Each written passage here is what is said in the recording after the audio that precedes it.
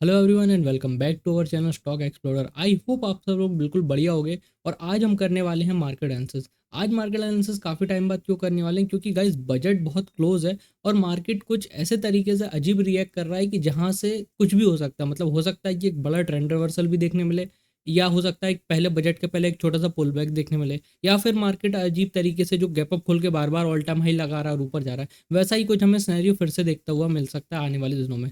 तो कुछ ऐसे लेवल्स हैं जो निफ्टी बैंक निफ्टी पे देखने हमें ज़रूरी हैं, जहां से हमें एक बड़ा रिएक्शन मिल सकता है मार्केट में।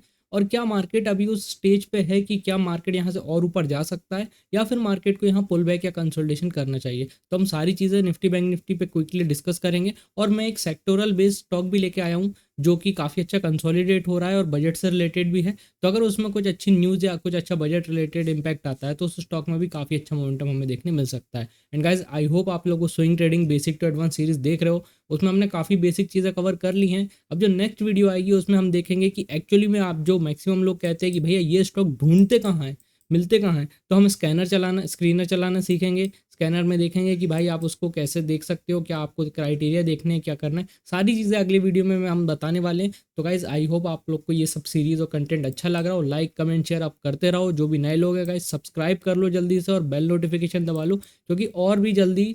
चलो एक काम करते हैं, वैसे तो मैं संडे का सोच रहा था कि संडे को मैं स्क्रीनर वाली वीडियो डाल दूंगा। अगर इस मार्केट एनालिसिस पे 1,000 लाइक आ जाते हैं कल शाम तक या कल रात तक, तो मैं फ्राइडे को ही वो अपना स्विंग ट्रेड की नेक्स्ट पार्ट की वीडियो डाल दूंगा, जहाँ पे आपको स्क्रीनर चलाना और सेटअप ढूंढना कैसे है वो मैं पूरा आपको लाइव पूरा चला के यहाँ पे दिखाऊंगा। तो चलो अब फटाफट बिना किसी देरी के अपन एनालिसिस स्टार्ट करते हैं। तो गाइस वीकली एनालिसिस अपन निफ्टी का स्टार्ट करते हैं। निफ्टी पे अगर आप देखो तो यहाँ पे बहुत टाइम पहले हम डिस्कस किए थे कि एक बढ़िया चैनल चल रहा है, और इलेक्शन के बाद हमें एक अजीब सी एक बहुत मतलब इस कैंडल को नाम देना बहुत टफ है, बट एक बहुत स्ट्रांग लोअर टेल रिजेक्शन में हमें एक मार्केट में रिवर्सल देखने मिला है, रिजल्ट खराब नतीजे या खराब रिजल्ट्स के बाद भी। तो एक काफ़ी ज़्यादा रिजल्ट तो शॉकिंग था सब लोगों के लिए, बट उसके बाद मार्केट ने जो किया वो और भी शॉकिंग है कि मार्केट लगातार फिर वहाँ से ऑल टाइम हाई पे ऑल टाइम हाई लगाता गया, और हमें काफ़ी स्ट्रॉन्ग ऑलमोस्ट 25,000 के आसपास हम अब मार्केट में आके खड़े हो गए हैं। अब यहाँ पे चिंता की बात क्या है कि मार्केट ने यहाँ पे ये जो ट्रेंड लाइन का ब्रेकआउट दिया, इसके बाद थोड़ा सा पॉज लिया, फिर एक बहुत बड़ी कैंडल का ब्रेकआउट, उसके बाद एक और कैंडल, उसके बाद एक और कैंडल। बट अगर आप ध्यान से वीकली कैंडल्स को देखोगे तो हर वीक बाय वीक आप देखो कैंडल का बॉडी साइज छोटा होता जा रहा है, जो कि बिल्कुल भी एक अच्छी बात नहीं है। मतलब कहीं ना कहीं मार्केट में मोमेंटम मिसिंग है, अब मार्केट मोमेंटम लूज कर रहा है, जो कि बुल्स के लिए तो बिल्कुल अच्छी बात नहीं। हाँ, कोई अगर रिवर्सल के लिए प्लान कर रहा है तो शायद उनको एक छोटा मोटा रिवर्सल मिल भी जाए मार्केट में। बट कहने का मतलब ये है कि भाई अभी भी हम बुल ट्रेंड में ही हैं, और मार्केट यहाँ से 25,000 या 26,000 के ऊपर चला जाए तो कोई सरप्राइज वाली बात नहीं होगी। बट हाँ, बीच में एक इवेंट आ रहा है बजट, जो कि एक बहुत क्रूशियल है मार्केट के लिए, मेक और ब्रेक ट्रेंड का हो सकता है यहाँ से कि मार्केट रिवर्स भी कर जाए या और तेजी से ऊपर भाग जाए। तो वो हम सारी चीज़ें आगे डिस्कस करेंगे। बट वीकली बेसिस पे आप देखो, ये कैंडल फिर ये कैंडल फिर ये कैंडल, और इस वीक हमें ऑलमोस्ट एक काइंड ऑफ एक डोजी कैंडल बनती हुई दिख रही है। तो डोजी कैंडल बनना एक बुरी बात नहीं है, बट अगर आप ध्यान से देखो तो मार्केट में ऐसा लग रहा है जैसे मार्केट में स्ट्रेंथ खत्म होती जा रही है, या मार्केट अब थोड़ा सा कूल डाउन या पुल बैक की उम्मीद में आ रहा है। क्यों? क्योंकि अगर ये कैंडल डोजी बनती है तो फिर या तो दो चीज़ हो सकती है कि मार्केट यहाँ पे एक दो वीक वेट कर ले, या तो यहाँ ऐसा वेट कर ले फिर ब्रेकआउट दे तो वो चल जाएगा, या फिर मार्केट छोटा सा एक जो ब्रेकआउट हुआ है इसका एक पुल बैक ले ले, तो वो पुल बैक हो सकता है या क्या होगा वो हम छोटे टाइम फ्रेम पे चलते हैं। बट वीकली टाइम फ्रेम पे अगर ये ऐसी डोजी कैंडल इस वीक बनती है, या तो ये ब्रेकआउट करके ऊपर चली जाए तो अच्छी बात है, कोई दिक्कत नहीं है। बट अगर डोजी बनती है तो कहीं ना कहीं एक कंसर्न रहेगा, क्योंकि बिल्कुल एक ऑल टाइम हाई पे डोजी बनना थोड़ा सा एक मतलब ऐसा कह लो कॉन्ट्रोवर्शियल टाइप की चीज़ रहती है कि दोनों जगह कुछ भी हो सकता है। अब डेली टाइम फ्रेम पे अगर अपन आएंगे तो मार्केट ने लास्ट टाइम जब इस चैनल का ब्रेकआउट दिया था डेली टाइम फ्रेम पे निफ्टी में, तो यहाँ देखो यहाँ पे एक रेंज कंसोलिडेशन किया था। एक दिन मार्केट गैप डाउन खुला, फेक ब्रेकआउट, मतलब लोगों को फेक, जिन लोग बेरिश थे उन सबका एसएल खा गया, ये कह लो एसएल हंटिंग कह लो। और उसके बाद मार्केट ने एक बहुत स्ट्रॉन्ग ट्रेंड यहाँ पे या स्ट्रेंथ दिखाई। अब यहाँ का मोमेंटम अगर आप देखोगे तो ये क्लियर कट दिख रहा था कि मार्केट मूव दे रहा है और यहाँ पे अच्छी खासी स्ट्रेंथ है। बट अगर आप अभी रिसेंट का प्राइस एक्शन देखोगे तो मार्केट ने यहाँ पे अगेन 4-5 दिन बहुत अच्छा कंसोलिडेट किया, एक कैंडल ने ब्रेकआउट दिया। बट ब्रेकआउट के बाद भी आप देखो लगातार बैक टू बैक हमें 2 दिन से डोजी कैंडल देखने मिल रही है। मतलब मार्केट जस्ट गैप अप खुल रहा है, थोड़ा सा ऊपर जाता है, वापस थोड़ा सा नीचे आके सेल हो जाता है, नीचे आता है तो अगेन बाय द डिप हो जाती है, और अल्टीमेटली हमें डोजी कैंडल्स देखने मिल रही हैं, जो कि अच्छी बात नहीं है। क्यों? क्योंकि मार्केट को अगर एक रेंज का ब्रेकआउट देना था तो ये थोड़ा सा पावर, जैसे कि यहाँ पे इस रेंज का, हालांकि मार्केट एसएल हंट करके गया, बट इस रेंज का ब्रेकआउट आया तो एक अच्छा शार्प मूव देखने आया। अब यहाँ पे क्या हो रहा है कि अगर आप देखो मार्केट ने यहाँ भी थोड़ा सा एक रेंज में अपना टाइम बिताया, 1 2 3 4 5 6 7 दिन ऑलमोस्ट मार्केट ने एक रेंज में टाइम बिताया, उसके बाद भी मोमेंटम मार्केट में नहीं आ रहा है। मतलब शायद मार्केट कहीं ना कहीं थोड़ा सा ओवर बॉट टाइप की सिचुएशन में जा रहा है, जहाँ पे बायर्स बहुत ज़्यादा एंटिसिपेट या पार्टिसिपेट नहीं करना चाह रहे हैं। ऐसा मैं क्यों बोल रहा हूँ, क्योंकि अगर आप इंट्राडे का या मैं वाले टाइम फ्रेम पे लेवल्स की बात करूँ, तो आप देखो हमें बहुत ज़्यादा कुछ देखने नहीं मिल रहा। लास्ट 2 दिन से मार्केट गैपअप खुलता है, थोड़ा नीचे फिर ऊपर जाता है, फिर वापस चले आता है। लास्ट ट्रेडिंग सेशन में यही हुआ, ट्यूसडे के दिन मार्केट हल्का सा गैपअप खुला, पूरे दिन एक रेंज में बना रहा, सेकंड हाफ में थोड़ा सा डाउन साइड या सेल होके आके बंद हो गया। तो भाई मार्केट में क्या चल रहा है ये बहुत ज़्यादा समझना भी टफ है। बट कुछ ऐसे लेवल्स जो मैं आपको ज़रूर ध्यान में दिलाना चाहूँगा, जो मैं आपको ड्रॉ कर भी दिखाता हूँ। क्योंकि यहाँ पे अगर आप देखो तो यहाँ पे पहले एक रेजिस्टेंस लेवल था, जिसके ब्रेकआउट के बाद मार्केट ने उस पर काफ़ी अच्छा सपोर्ट लिया और मार्केट लगातार वहाँ से ऊपर गया। तो अगर आप इस लेवल को बात करोगे, वो लेवल होगा हमारा 24,200, जो कि काफ़ी अच्छा एक सपोर्ट, पहले एक छोटा सा एक रेजिस्टेंस था, फिर मार्केट ने इस लेवल पे आप देख सकते हो ये यहाँ पे काफ़ी अच्छा सपोर्ट किया और यहाँ से हमें एक अप ट्रेंडिंग मूव देखने मिला। बट अब क्या हो रहा है, ये मार्केट यहाँ से बहुत ज़्यादा अप मूव दे नहीं पा रहा है पिछले 2 दिन से।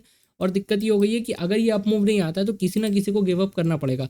या तो ये मार्केट यहाँ ऐसा कंसोलिडेट कर ले 1 2 दिन बजट के पहले, और फिर बजट के बाद या बजट के आसपास ब्रेकआउट दे, तो अभी एक पॉसिबिलिटी है।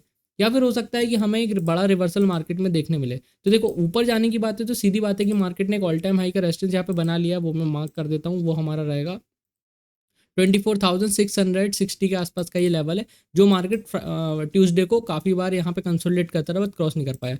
अगर ये लेवल निकलता है फ्लैट मार्केट ओपन होकर और इसको ब्रेकआउट करता है, तो हमें हो सकता है थोड़ा सा एक अच्छा 100 150 पॉइंट का मोमेंटम देखने मिले, जो कि ज़रूरी भी है। क्योंकि मार्केट को अगर स्ट्रेंथ दिखानी है तो उसको इंट्रा डे में मूव देना पड़ेगा। ये नहीं है कि सिर्फ गैपअप खुला, थोड़ा नीचे आ गया, फिर ऊपर आ गया और वहीं बना रहा।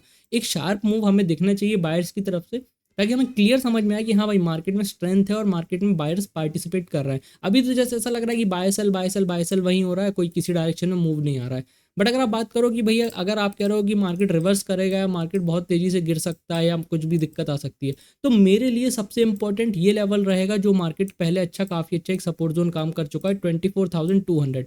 अगर मार्केट बाय एनी चांस आने वाले कुछ दिनों में यहाँ तक एक पुल बैक ले सकता है, बट मार्केट को यहाँ से पुल बैक के बाद एक स्ट्रॉन्ग रिकवरी दिखानी होगी अगर इसको ट्रेंड कंटिन्यू करना है। बट इन एनी केस अगर मार्केट ये 24,200 के नीचे ट्रेड आके करने लगता है, ब्रेकडाउन और रिटेस्ट करके नीचे आने लगता है, तो फिर फॉर श्योर हमें निफ्टी में काफ़ी अच्छी एक डिप देखने मिल सकती है। डिप कहाँ तक देखने मिल सकती है, ये जो इनिशियल लेवल था 23,600 का, जो मार्केट काफ़ी टाइम तक ब्रेकआउट नहीं कर पा रहा था और इसमें काफ़ी टाइम मार्केट ने कंसोलिडेट भी किया, जो अपन ने डेली टाइम फ्रेम पे डिस्कस किया कि जहाँ से मार्केट गैप डाउन खुल के एसएल हैंड करके ऊपर भागा था। तो ये वो एक इंपॉर्टेंट लेवल है जहाँ तक मार्केट हमें आता हुआ दिख सकता है, अगर मार्केट में कोई भी करेक्शन है, कोई बैड न्यूज़ आती है शॉर्ट टर्म के लिए। तो मेरे लिए दो इंपॉर्टेंट रहेंगे लेवल्स निफ्टी के लिए, कि अगर मार्केट 24,200 के नीचे ट्रेड करने लगता है या ब्रेकडाउन या रिटेस्ट करता है, तो हो सकता है स्लो एंड स्टडी हमें 23,600 के लेवल यहाँ पे आते हुए मार्केट में दिख सकते हैं। तो गाइस निफ्टी का तो फिर भी ठीक है कि मार्केट समहाउ मैनेज करा हुआ है, but on the other hand अगर आप बैंक निफ्टी को देखोगे, तो बैंक निफ्टी देखो गाइस काफ़ी टाइम से मटक रहा है। बट ये बैंक निफ्टी बिल्कुल आप कह लो 3 वीक से, अगर मैं आपको वीकली टाइम फ्रेम पे दिखाऊं, अब बस लॉजिक समझने की कोशिश करो। पैसा कमाना मकसद नहीं है, बट अगर आप मार्केट को समझने लगोगे तो एक दिन ऐसा आएगा कि आपको किसी की भी वीडियो देखने की ज़रूरत नहीं होगी, आपका खुद का एनालिसिस होगा और आपका खुद का एनालिसिस भी सही होगा। ऐसा कोई नहीं है कि कोई आपको एनालिसिस करके दे तो ही आप अच्छा कर पाओ ट्रेडिंग में या स्टॉक मार्केट में। नहीं, अगर आप मार्केट में अंडरस्टैंडिंग बिठा लेते हो तो फिर वो आपके लिए ज़्यादा बेटर रहेगा कि आप खुद सीख के खुद का एनालिसिस करके खुद ट्रेड करो। उससे अच्छा कोई खुशी की बात हो ही नहीं सकती। तो अभी आप बस एक लॉजिक समझो कि हम मार्केट को कैसे जज कर रहे हैं। अब अगर आप यहाँ देखो, जैसे निफ्टी लगातार ऊपर मूव कर रहा है, बैंक निफ्टी लगातार 3 वीक से बिल्कुल एक सेम रेंज में बंद है और कंसोलिडेट करे जा रहा है, जो कि कहने को ठीक बात है, बट अच्छी बात इसलिए नहीं है क्योंकि जनरली अगर मार्केट में मोमेंटम है तो काफ़ी अच्छा एक पार्टिसिपेशन हर सेक्टर में आना चाहिए। बट अगर आप देखो तो निफ्टी बस लगातार 3 वीक से ऊपर आता जा रहा है और बैंक निफ्टी यहीं कंसोलिडेट करता जा रहा है। अब एक बात कहने को अच्छी है कि यहाँ से एक ब्रेकआउट आया था, ये एक टाइप का रेंज बाउंड कंसोलिडेशन है, बैंक निफ्टी यहाँ से ब्रेकआउट कर सकता है। हाँ, अगर ऐसा बैंक निफ्टी करता है वीकली बेसिस पे तो एक अच्छी बात है कि इसको निफ्टी को भी हेल्प मिलेगी और ऊपर जाने में, और थोड़ा हमें अच्छा बाइंग मोमेंटम देखने मिल सकता है। या ऐसा भी हो सकता है कि निफ्टी में प्रॉफिट बुकिंग देखने मिले और बैंक निफ्टी में एक अच्छा रेंज बाउंड ब्रेकआउट देखने मिले। दोनों चीज़ें पॉसिबल है। बट अगर कहीं बैंक निफ्टी अपनी इस रेंज को नीचे साइड तोड़ने लगता है और निफ्टी में भी कहीं सेलिंग हल्की सी स्टार्ट होती है, तो फिर हमें एक बहुत शार्प कट मार्केट में आता हुआ दिख सकता है, क्योंकि बैंक निफ्टी ने ब्रेकआउट नहीं दिया है 3 वीक से, इसको जल्दी ब्रेकआउट दे देना चाहिए। और अगर ऐसा नहीं होता है तो हमें निफ्टी बैंक निफ्टी में दोनों में करेक्शन आता हुआ दिख सकता है। हो सकता है बजट के डे से स्टार्ट हो या उसके आसपास 1-2 दिन पहले या 1-2 दिन बाद हो। क्योंकि अगर आप लेवल यहाँ पे देखोगे बैंक निफ्टी का, तो बैंक निफ्टी को काफ़ी दिन हो गए हैं और ये क्या कर रहा है कि ये ऊपर गया था एक बार और वहाँ से एचडीएफसी ने जो नाटक किया उसके बाद ये इसी रेंज में कंसोलिडेट कर रहा है। तो अब दिक्कत ये है कि या तो आइदर ये सपोर्ट तोड़ के नीचे निकल जाएगा या फिर इसको ऑल टाइम हाई यहाँ का निकाल के ऊपर भागना पड़ेगा। तो इन एनी केस अगर बैंक निफ्टी किसी डायरेक्शन में अगर ट्रेंडिंग मूव करता है तो निफ्टी को भी जनरली वो डायरेक्शन मोस्ट प्रोबेबली फॉलो करना पड़ेगा, और अगर डाउन साइड फॉलो करता है तो फिर निफ्टी के लिए और दिक्कतें हो जाएंगी। तो बैंक निफ्टी के लिए अगर आप मेरी बात समझो कि क्या हो सकता है, तो बैंक निफ्टी के लिए ये बहुत इंपॉर्टेंट सपोर्ट जोन है 52,200। अगर इन एनी केस 52,200 को बैंक निफ्टी तोड़ने लगता है तो फिर हमें बैंक निफ्टी में एक शार्प कट आता हुआ देखने मिल सकता है। और अगर आप अवर्ली टाइम फ्रेम पे चलोगे और तो वहाँ पे मैं आपको कुछ एक इंपॉर्टेंट प्राइस एक्शन दिखाऊंगा बैंक निफ्टी का। क्योंकि अगर आप बैंक निफ्टी को यहाँ देखो तो ये एक रेजिस्टेंस जोन था जिसका रिसेंटली बैंक निफ्टी ने रीटेस्ट किया। अब अगर आप यहाँ देखोगे तो ये एक वो रेजिस्टेंस जोन था जहाँ पे मार्केट ने 1-2 दिन कंसोलिडेट किया फिर ब्रेकआउट दिया, और अल्टीमेटली जब बैंक निफ्टी ने आके यहाँ पे रिटेस्ट किया तो इसी जोन से हमें थोड़ी सी बाइंग देखने मिली। बट बाइंग के बाद भी अगर आप देखो मार्केट 2 दिन से इसी रेंज में स्टक है, जो कि निफ्टी भी स्टक है, तो जो कि एक ऐसी बात है कि दोनों ही वेट कर रहे हैं या फिर कंसोलिडेट कर रहे हैं, जो कि ठीक है।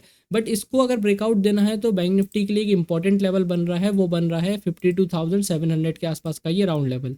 क्योंकि यहाँ पे अगर आप देखो बैंक निफ्टी पहले भी यहाँ टेस्ट कर चुका बट ब्रेकआउट नहीं कर पाया और नीचे आया, अभी भी यहाँ मार्केट 2 दिन से ट्राई कर रहा है बट इसका ब्रेकआउट नहीं मिल रहा है।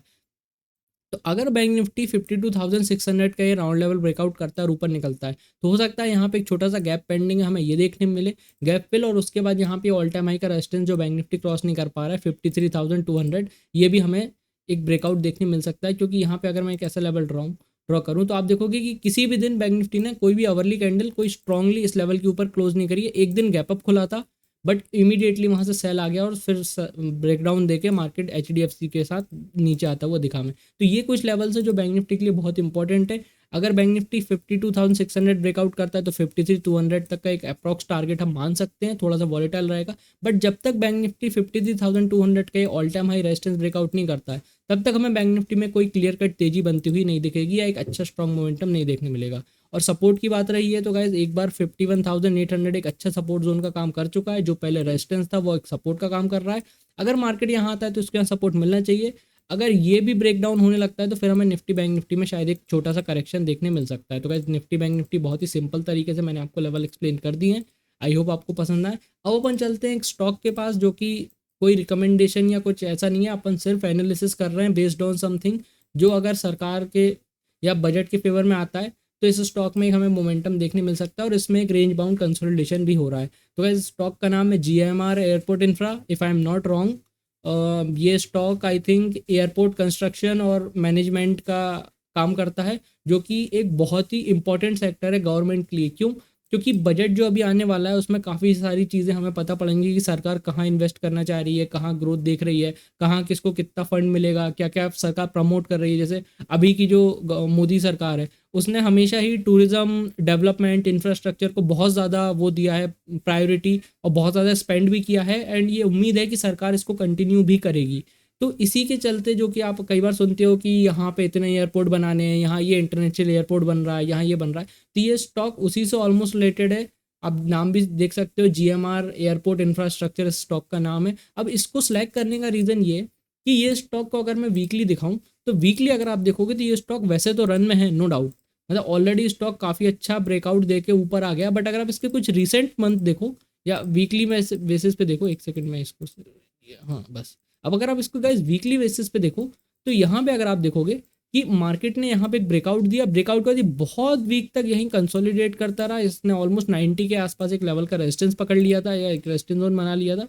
उसको अगर मैं मार्क भी कर दूँ ऐसा तो अपन इसको डेली टाइम फ्रेम पे और अच्छे से देख लेंगे। बट अगर आप उसके बाद देखो, इसने बहुत टाइम बाद ब्रेकआउट दिया, काफ़ी वीक कंसोलिडेट, मतलब 2-2.5 महीने का शायद 3 महीने का कंसोलिडेशन था, ब्रेकआउट दिया और अब अगेन ये फिर से ब्रेकआउट में कंसोलिडेशन करने लगा है। तो अगर काफ़ी लोगों ने मेरा क्या कहते हैं स्विंग ट्रेडिंग की सीरीज़ देखी होगी तो वो भी यहाँ भी देख सकते होंगे कि यहाँ पे भी एक अच्छा डिमांड एंड सप्लाई का जोन बन रहा था और जिसका हमें ब्रेकआउट भी अच्छा खासा देखने मिला। तो गाइस जितने लोगों ने भी स्विंग ट्रेडिंग की सीरीज़ नहीं देखी है उसमें बेसिक्स से एडवांस में सारी चीज़ें सिखा रहे हैं हम। इंस्टाग्राम पे आपको शॉर्ट अपडेट्स मिलते जाते हैं रील के थ्रू, और यूट्यूब पे आपको डिटेल सीरीज़ यहाँ पे देखने मिलती जाएगी। तो मैं डिस्क्रिप्शन में लिंक दे दूंगा और वीडियो के एंड में क्लिक ऑप्शन भी आ जाएगा, तो वहाँ पे आप जाके सीरीज स्टार्टिंग से देख सकते हो। जिनको बेसिक से बिल्कुल सीखनी है स्विंग ट्रेडिंग क्या है, कैसे करते हैं, या जो पहली बार समझ रहे हैं स्विंग ट्रेडिंग के, उनके लिए ये सीरीज बहुत हेल्पफुल होने वाली है।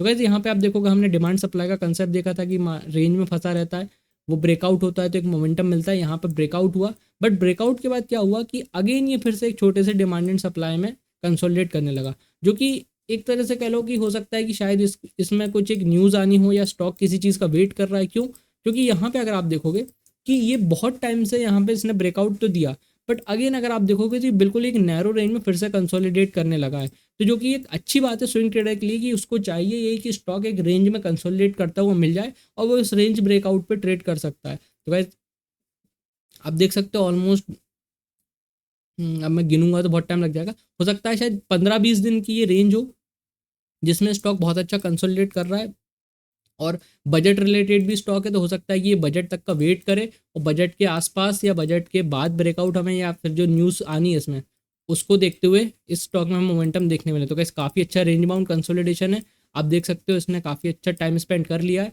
अब ये ब्रेकआउट कब देगा गाइज, ये किसी को पता नहीं होता है। कई बार क्या होता है कि स्टॉक कोई शेयर करता है और वो नेक्स्ट डे नहीं जाता है, तो लोग समझ लेते हैं कि अरे ये तो इंसान ही गलत है, इसका तो सेटअप ही खराब है, इसको तो आते नहीं है। अरे भाई हमारा काम है सेटअप ढूंढना और उसको वॉच लिस्ट में ऐड करके रखना, वो जब ब्रेकआउट दे तब उसको ट्रेड करना। हम कोई LIC के इंस्टीट्यूशन थोड़ी ना है कि हमें पता है कि इस स्टॉक को ऊपर ले जाना है तो कल ऊपर ले जाएं, ऐसा थोड़ी ना होता है। तो गाइस आपका अगर एक स्विंग ट्रेडर हो तो आपका फर्ज है स्टॉक आया अच्छा सेटअप ढूंढना। आपका सेटअप कुछ भी हो सकता है, और उस सेटअप का वेट करना कि कब वो उसका ब्रेकआउट या उसका रेजिस्टेंस का ब्रेक कर रहा है, और जब वो रेजिस्टेंस का ब्रेक करे तो आप उस पर एंट्री एग्जिट प्लान करो। तो मेरे हिसाब से इसने काफ़ी अच्छा रेंज बाउंड कंसोलिडेशन कर लिया है। हो सकता है कि अगर इसमें कोई पॉजिटिव न्यूज़ या फिर कोई अच्छा सरकार की तरफ से कुछ भी अच्छा आता है बजट में, तो इस स्टॉक में हमें एक अच्छा अप ट्रेंडिंग मूव देखने मिल सकता है। बट ज़रूरी नहीं है कि अप ट्रेंडिंग मूव भी देखने मिले। अगर एंटिसिपेशन के हिसाब से इसमें न्यूज़ इनफ्लो या उतना नहीं आता है तो ब्रेकडाउन भी देखने मिलेगा। तो आई विल हाईली रिकमेंड कि भाई बिना स्टॉप लॉस के कोई भी ट्रेड या कोई भी स्टॉक अपने ट्रेड में, स्विंग ट्रेडिंग में या पोर्टफोलियो में अभी ना रखें। बजट में बहुत ज़्यादा वॉलीटिलिटी हो सकती है मार्केट में। बस आई होप आपको ये सिंपल आंसर अच्छा लगा हो। लाइक कमेंट शेयर ज़रूर कर देना। मिलेंगे जल्दी एक वीडियो में, जो कि मैंने आपको बोल रखा है 1000 लाइक का टारगेट है। जल्दी करा दोगे तो बिल्कुल फटाक से तुम्हारा भाई फ्राइडे को वीडियो डाल देगा विद स्कैनर। तो गाइस आई होप आपको ये आंसर अच्छा लगा हो। अभी के लिए इतना ही, थैंक यू।